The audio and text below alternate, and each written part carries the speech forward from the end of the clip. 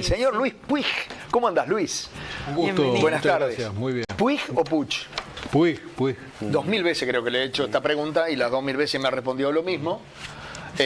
Bueno, estaría, ¿no? Que no te responda que me hubiera lo mismo. respondido Distinto, diferente. claro. Luis, ¿cómo es el cargo exactamente tuyo? Es Inspector General de Trabajo y la Seguridad Social. Ajá, inspector. Inspector General de Trabajo y Seguridad Social, que tiene que ver con esas normas que existen en el país y que el Ministerio de Trabajo tiene como función hacer que se respeten, que se cumplan. Y de alguna manera la Inspección de Trabajo tiene 110 años. Aguantá un cachito, ¿sabes por qué te lo pregunté? Porque yo decía, tiene que ser director de la Inspección General de Trabajo y no inspector. O sea, pero vos podés llegar a inspeccionar. Yo puedo llegar a inspeccionar, no puedo hacer actas, normas, o sea, no puedo firmar un acta, sí puedo acompañar, y de hecho me lo han planteado inspectores, Ajá. como una situación de respaldo, Claro. situaciones que se dan, pero el que va a hacer el acta, el que lo va a firmar, es el inspector que tiene una formación Claro. en esa área, que sabe al dedillo cuál es la normativa, cuáles son los decretos que rigen cada área de actividad. Porque le decía, la inspección tiene 110 años y se crea en 1915, ¿para qué? Para controlar la ley 5032, que es la ley madre, digamos, en cuanto a la accidentabilidad en el trabajo, que establece que el empresario es responsable de la organización del trabajo y también es deudor de salud y seguridad de la misma. Para inspeccionar eso, para controlar, y la ley de 8 horas, fue que se creó el primer cuerpo inspectivo, que ¿quiénes eran en aquel momento? Bueno, eran las personas que sabían de los derechos de los trabajadores y que conocían las violaciones sistemáticas que se hacían. Eran militantes sindicales, 25 militantes sindicales que fueron designados para esa tarea. Esos fueron los primeros 25 inspectores, 25 inspectores nacionales del trabajo de Uruguay. que empezaron a funcionar como un cuerpo inspectivo en aquel momento. ¿Cuántos tienen hoy? Bueno, hoy tenemos Capaz que tienen menos. bastante menos de los necesarios, porque en realidad para cubrir la tarea a nivel de todo nacional, el país, claro. Es muchísimo. a nivel nacional, se necesitarían como mínimo 132 inspectores, que era la cifra que existía hace unos años atrás. Hoy tenemos 88 inspectores, tanto de condiciones ambientales de trabajo como de condiciones generales. Son dos áreas específicas de la inspección, pero en total son 88.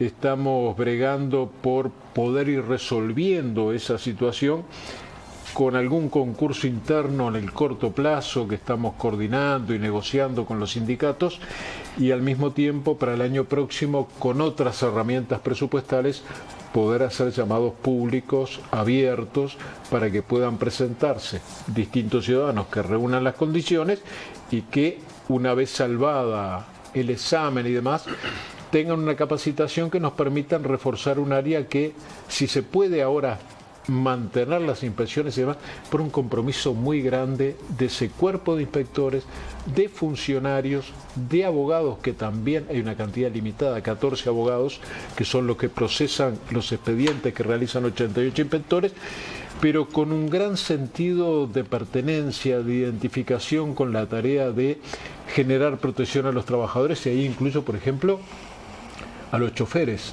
que muchas veces salen al interior con los inspectores y demás, y que con muy pocas referencias, con coordenadas poco claras, pero que llegan al lugar, hacen la inspección. Hay un compromiso muy grande de todo ese equipo, y bueno, y nuestra tarea es hoy el compromiso nacional por la vida, la salud y la seguridad en el trabajo, que incluye no solo la Inspección de Trabajo, que incluye a todo el Ministerio de Trabajo, y que ha tenido de alguna manera el aval o el compromiso de Presidencia de la República para hacer esta campaña a nivel nacional que incorpore a 3 actores fundamentales, con sus responsabilidades, con sus derechos y obligaciones. El Estado, que tiene una baja percepción del riesgo. Ojo, estoy hablando del Estado no de estos 5 años para atrás, estoy hablando de la historia del Estado, que parece que a nivel del funcionario público no existirá riesgos. Sí, existen riesgos, por ejemplo, riesgos ergonómicos y demás, pero además el Estado, yo no estoy de acuerdo con que tercerice, pero terceriza y mucho. Entonces también el Estado debe bregar por la salud y la seguridad de trabajadores y trabajadoras de empresas privadas que subcontratan con el Estado, con el sector empleador, que es el responsable de la organización del trabajo, y a veces en esa organización del trabajo no se tiene en cuenta la salud y la seguridad de los trabajadores, y con los trabajadores que a veces, y aquí también se necesita un cambio cultural, no tienen una verdadera dimensión de lo que es el riesgo y la necesidad de preservación de las normas de salud. Entonces, el Estado no puede solo los empleadores y no pueden solo los trabajadores organizados. Entonces, este compromiso que nos planteamos incorpora las tres áreas y no se basa solo en las inspecciones, que hay que hacerlas todos los días, inspeccionar, sancionar y demás. Pero yo decía al asumir este lugar que solo a inspecciones y sanciones no vamos a resolver una situación de que muere un trabajador o trabajadora cada 10 días en accidentes de trabajo y que tenemos entre 150 y 180 accidentes laborales por día. Por día. 180, entre 150 y 180. Exacto, por día. De diferente gravedad, de diferente magnitud. Sí, pero hay algunos que ni trascienden, capaz. Bueno, pero son los que el Banco de Seguros atiende, y en algunos casos son de gravedad, en algunos casos el trabajador o trabajadora queda con una discapacidad permanente, en algunos casos se pierde la vida los trabajadores, y nos parecía que esto era imprescindible, primero tomar conciencia de la situación, porque si uno le pregunta habitualmente a cualquier persona de cualquier ámbito, ¿sabías que hay como mínimo 150 accidentes laborales por día? Seguramente va a decir que no tenía idea de que en el transcurso de esta nota seguramente van a haber varios accidentes laborales, porque lo que se repite todos los días. Y nosotros quisimos analizar todo un proceso, una evolución, de que, por ejemplo, en el 2011, 2013, 2014, ahora existen 38.000 accidentes laborales, en aquel momento existían 54.000. Y no moría un trabajador cada 10 días, moría un trabajador por semana. 56 muertos al año fue lo que nos encontramos cuando impulsamos en el Parlamento la ley de responsabilidad penal del empleador, que fue una ley muy discutida y que dio resultados muy buenos. ¿Por qué? En aquel momento se decía, esta es una ley que lo que pretende es que los empleadores vayan presos. Nosotros decíamos, ese no es el objetivo en absoluto. El objetivo es que se invierta en prevención, que se contraten técnicos prevencionistas, que se organice el trabajo de tal manera que no se ponga en riesgo la vida, la salud y la integridad de los trabajadores. ¿Y con qué nos encontramos? Que en medio de ese debate las empresas en sus boletines decían, para no ser alcanzados por la ley, contratemos técnicos prevencionistas, organicemos el trabajo de tal manera, afiancemos los métodos de prevención, y a su vez los sindicatos también fueron portavoces de generar mejores condiciones. Ya estaba logrando algo. Logramos en medio de la discusión bajar drásticamente la cantidad de accidentes, de 54.000, son los datos del Banco de Seguros, a 38.000 en el 2017, y bajamos de 56 muertos al año aproximadamente a 32. Esto significa que se protegió la vida de una cantidad muy importante de trabajadores a lo largo de estos 10 años. Podríamos decir que más de 200 trabajadores, según la estadística. Ahora, es un disparate igual. Sí, claro. Que mueran 32 trabajadores al año en accidentes que pueden ser evitables. Y eso fue lo que nos llevó, en acuerdo con el ministro Juan Castillo, incluso antes de asumir Juan como ministro, de que era una tarea imprescindible dar a conocer esta situación y tomar los recaudos para poder enfrentarla, ¿no? Luis, ¿qué hace un trabajador cuyo patrón le dice, pintá allá arriba porque ahora después a las 6 de la tarde vienen... Dice, no, pero no tengo síntomas. No pasa nada, pinta igual. No, pero... bueno, ¿sabes qué? Deja que pinta aquel. Y a este lo suspendemos 2 días, yo qué sé. Esas cosas que pasan, el trabajador tiene de dónde agarrarse, porque ¿cuál es la prueba que tiene de que lo obligaron a subir poco menos? Bueno, allí se dan situaciones... Ha pasado hace pocos días, un funcionario de la Universidad de la República estaba pintando a 5 metros de altura, yo pasé y lo vi, Sin arnés, nada, sin no nada. tenía nada, tenía el pincel nomás y la lata. Y yo dije, pobre tipo, si se cae, al otro día se cayó y se mató. Sí, ahí lo que tenemos son varias cosas, ¿no? En primer lugar, existe normativa. El trabajo en altura debe ser de una de las normativas más claras que existe. Sí. Más de 2 metros de altura tiene que tener el arnés, tiene que tener cinturón, tiene que tener un lugar de anclaje. Pues yo puedo decir, el trabajador para trabajar acá tiene que tener arnés, cinturón. Claro. Pero no si tiene se dó- cae al piso, que no llegue, justamente. Si no tiene dónde anclarlo. No se puede anclar en el propio andamio, porque el andamio es Absolutamente. inestable, o sea, todo Exactamente. tiene una lógica. Claro. Entonces, ¿qué pasa? Porque me parece muy bueno el ejemplo que das. Estamos convencidos que la inseguridad en el trabajo está muy vinculada al tema de la precarización en el trabajo. O sea, cuando el trabajador no tiene estabilidad laboral, cuando tiene preocupación porque su salario no le alcanza para vivir, cuando no sabe si al otro día va a tener trabajo, porque en este país se sigue contratando altas y bajas en el día. Si ese trabajador tiene ese montón de dificultades y se ve expuesto a ser despedido, bueno, difícilmente si está solo el trabajador, si no tiene una organización Claro, sindical y atrás, demás, claro. vaya a decir, no lo hago, porque su preocupación no va a ser el tema Va a seguridad. ser quedarse sin trabajo. Exacto, su preocupación es cómo lleva el sustento a su casa el otro día. Exactamente. Por eso el tema de la precarización es el principal caldo de cultivo para la inseguridad laboral. ¿Qué pasa en algunos lugares donde se ha avanzado a partir de decretos internacionales de OIT y convenios internacionales de OIT y decretos? Por ejemplo, hay un decreto, el 291, que habla de comisiones bipartitas de seguridad, y en algunos lugares, y nuestra aspiración es que se pueda hacer en todos, si un trabajador, si un delegado de seguridad detecta una situación de riesgo inminente, en la construcción se da, puede detener ese procedimiento. Esto no quiere decir clausurar la obra, quiere decir ese procedimiento concretamente, ese trabajo en altura o el que fuera, se puede detener. Y eso está avalado por el decreto. Amparado por la ley.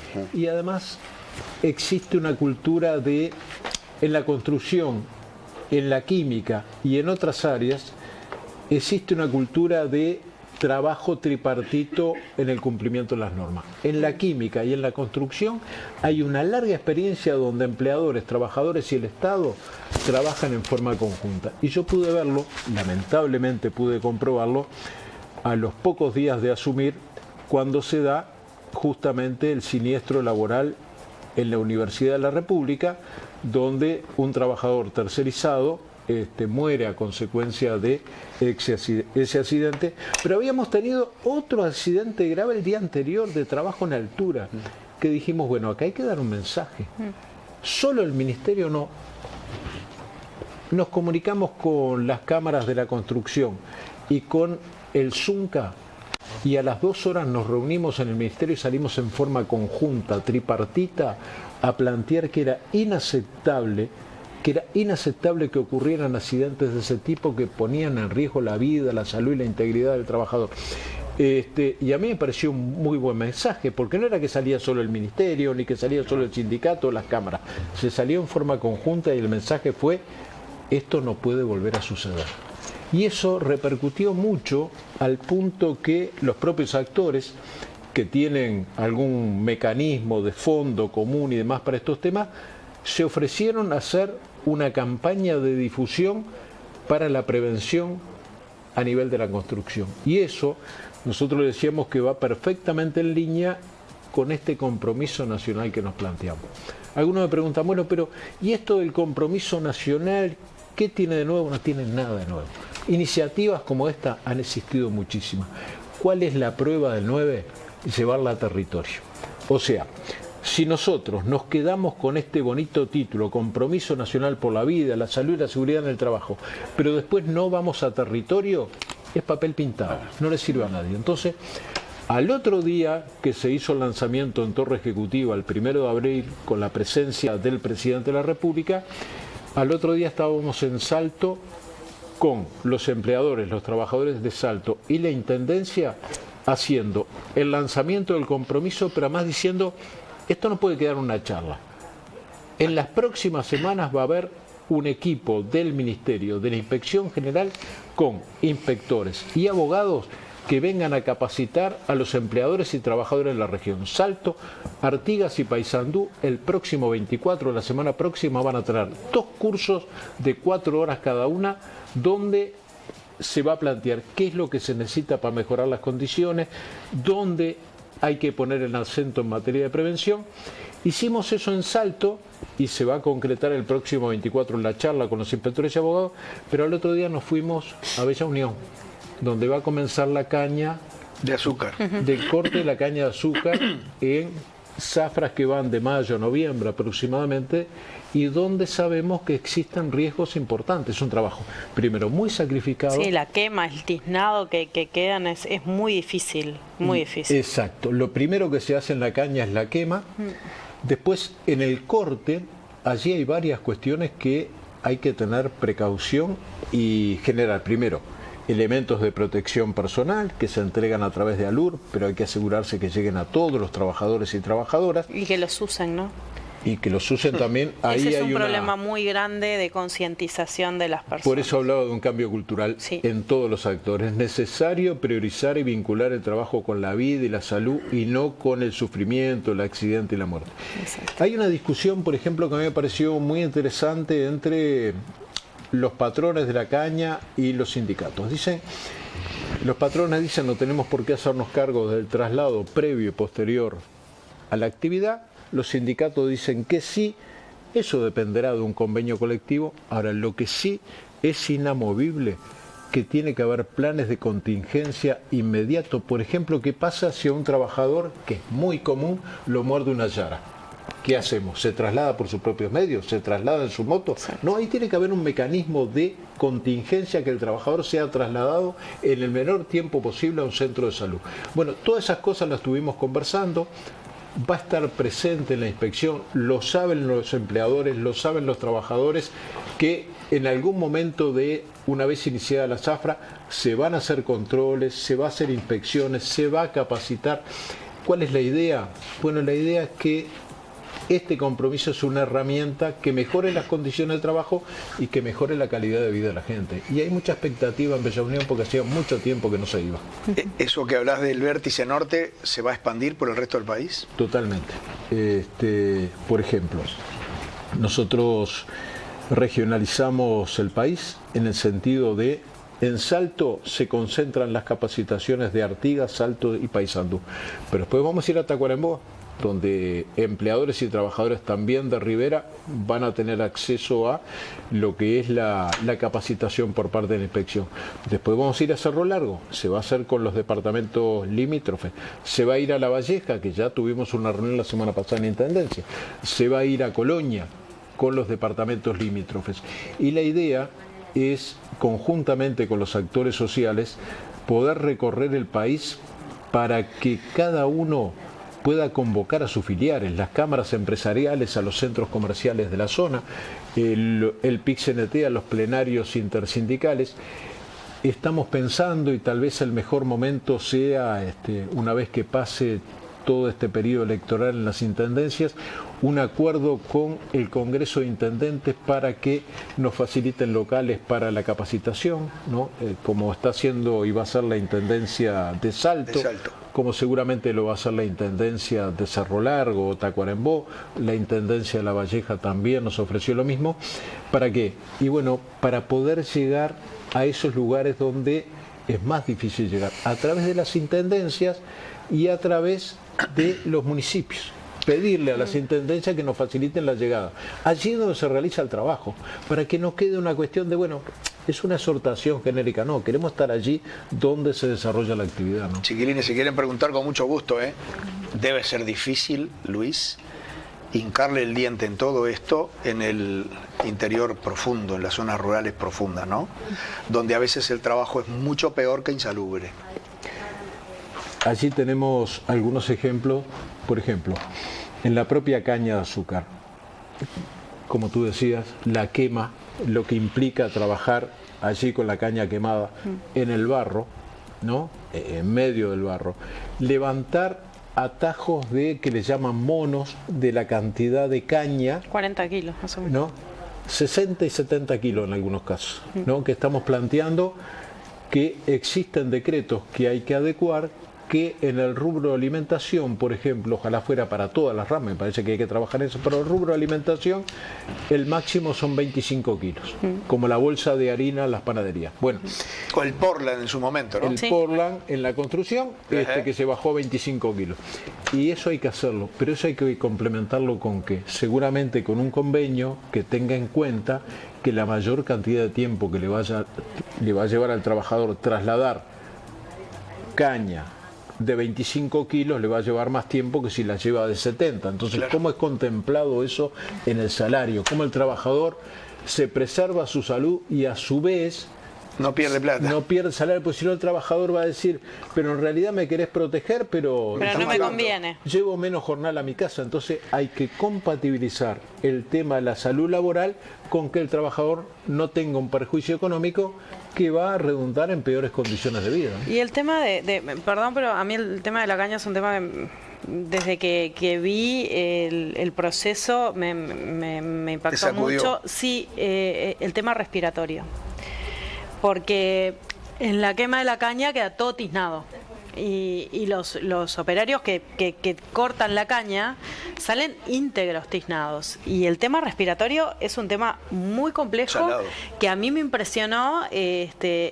Yo sé, y por haber trabajado en industrias vinculadas con los temas químicos, que las máscaras son incómodas, dan calor, que muchas veces es complicado que los propios operarios elijan usar las máscaras por la incomodidad que eso genera. Pero realmente estar respirando tizne la cantidad de tiempo que Sí. están es complicado. Es muy complicado. Es muy complicado y es muy riesgoso. Entonces, ese es un tema también. Ese es uno de los tantos riesgos que hay en el trabajo en la caña. Hay otro tipo de riesgo también a nivel de otros trabajos rurales, porque por ejemplo nos decían en Bella Unión, está muy bien lo que van a hacer en la caña, no se olviden del limón, que en el limón hay condiciones de trabajo muy, muy dramáticas en cuanto a la forma de trabajo, al riesgo ergonómico, a los bolsones los cuales van recogiendo el limón, y ahí no hay organización sindical.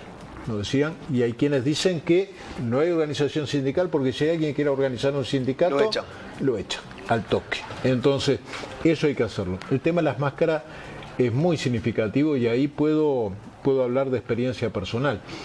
Nosotros en el 86-87 en la compañía del gas pintamos los gasómetros, los dos gasómetros de la rampa, ¿no? Una altura importante de 30 metros.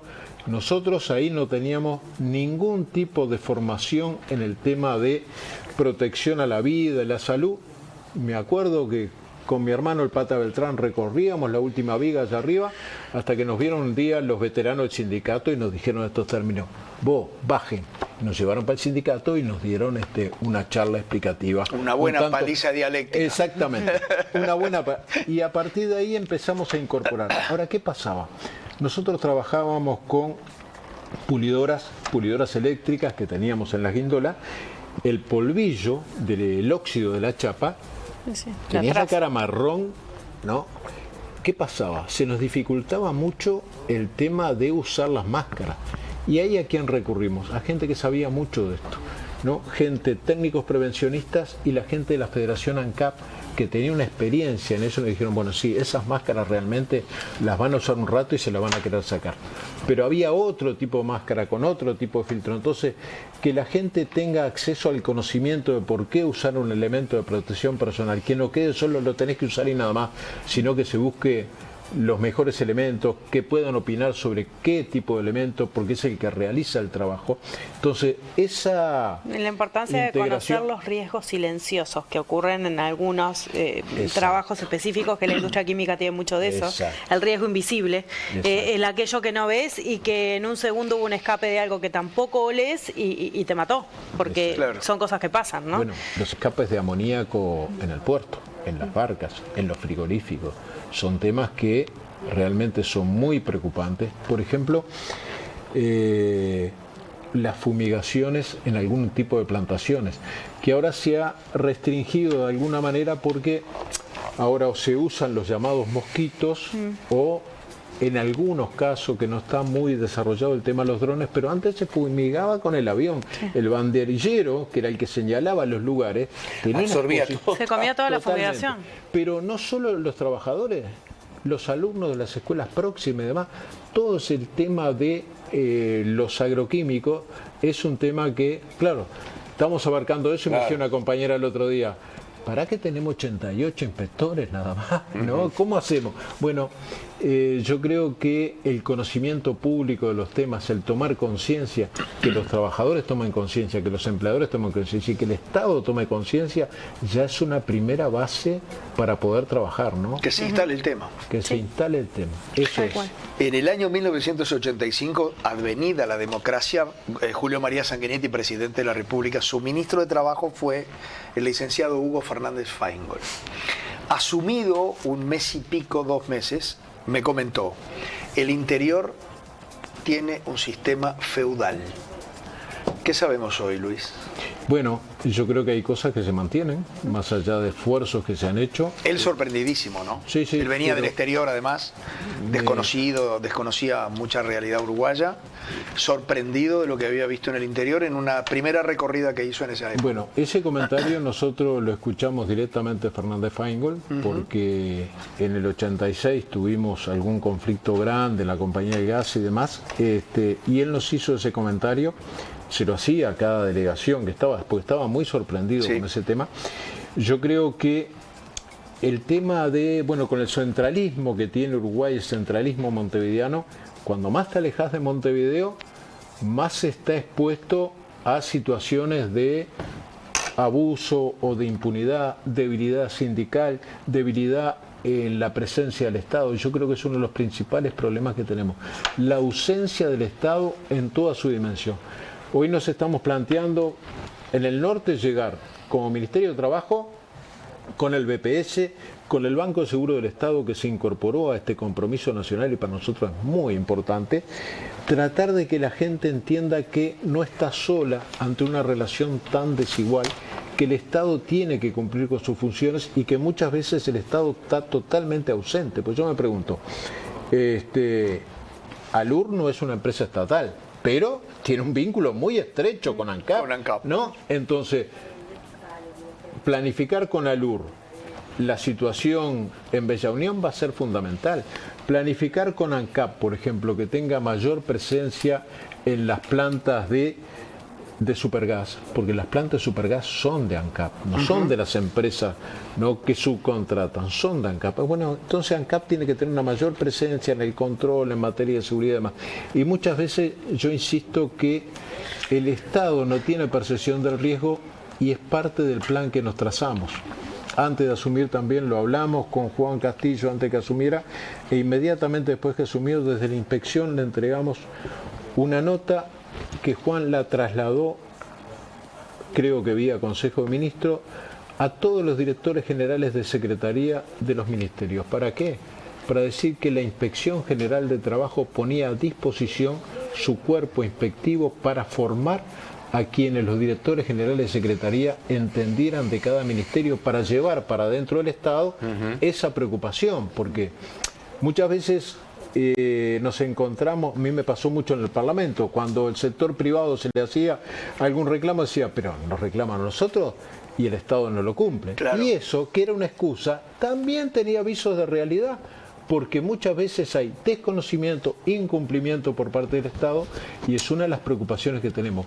Tratar de llevar esos niveles de conciencia que tú decías, tratar de llevarlos dentro del Estado, porque es imprescindible que los jerarcas del Estado tengan claro no solo que tienen la obligación de preservar las normas de seguridad, sino que hay elementos de responsabilidad también. Muy bien, ¿cuándo va a ser eso de tener más inspectores, Luis? Bueno, nosotros estamos pensando y estamos viendo que en unos meses se va a poder lograr, que hay cuestiones de índole de funcionamiento y seguimiento de normas, un concurso interno en el cual podríamos tener una cantidad mínima, pero unos 8 o 10 inspectores más para nosotros en este momento es fundamental. Y el año próximo, con el nuevo presupuesto, vamos a bregar por eso, poder hacer un concurso público. Y eso en la medida que vayamos avanzando en eso y poder incorporar abogados, porque de 88 inspectores que hacen los expedientes, después hay solo 14 abogados para procesarlo. Eso genera un cuello de botella. Y hay algo que yo quiero ser muy sincero. Los últimos días y hoy mismo estuve cerrando expedientes del 2019. Los plazos que se dan en el Estado son extremadamente largos. Entonces hay que buscar los mecanismos, porque cuando alguien haga una denuncia, que sienta, que entienda que se le va... Que vale la pena denunciar. Que vale la pena denunciar, porque si yo tengo que esperar 5 años, y me he encontrado con situaciones que establecen claramente en empresas que hubo represión antisindical, pero lo que pasa es que lo establece 3 o 4 años después, cuando ya ese trabajador está fuera de la industria, se comprobó que hubo O la empresa no está, O la empresa no existe más. ¿no? O las herramientas, ¿qué herramientas tiene el Ministerio de Trabajo? Porque a mí no me cierra, por ejemplo, que después de 3, 4 años, bueno, son 10, 15 UR que tiene que pagar la empresa, y que muchas veces hay empresas que dicen, sí, pago, porque sigo incumpliendo, pero pago. Entonces, pensar en que el registro de empresas infractoras que existe sea un poquito más estricto. No puede ser que yo incumpla 80 veces las normativas. ¿Hay alguna empresa que incumple? Sí, hay. Decenas Lo de que pasa veces? es que meten el costo de la multa dentro del precio de del producción presupuesto. y ya lo tienen laudado de esa manera. Y estamos atrás de algunas empresas que... No muchas, pero algunas deben de haber. Incumplen muchísimo. Pero ¿qué pasa? Si una empresa tiene 80 infracciones y a todas, pongámosles que no es así, pero que a todas se les aplicó multa, y cuando termina de pagar la última multa, ya quedó en condiciones de licitar nuevamente con el Estado. Bueno, si hay una empresa que es infractora contumaz, en realidad es un problema para los trabajadores, para la competencia con otras empresas, para el Estado. Entonces tendría, desde mi punto de vista, esto es a título personal, existir el mecanismo de si una empresa que evade contumazmente las normas no debiera estar calificada para poder licitar con el Estado. Me parece que si avanzáramos en esa normativa, a lo mejor teníamos mejor calidad de empleo. Acá encontraste todo bien, ¿no? El tema de seguridad. No La miré puerta, todavía, pero ¿no? ¿Vas a inspeccionar la próxima ahora? vez vamos a venir con un inspector que pueda Bien, labrar bien. acá. Gracias, Luis, por haberme Gracias. Muchas gracias a ustedes.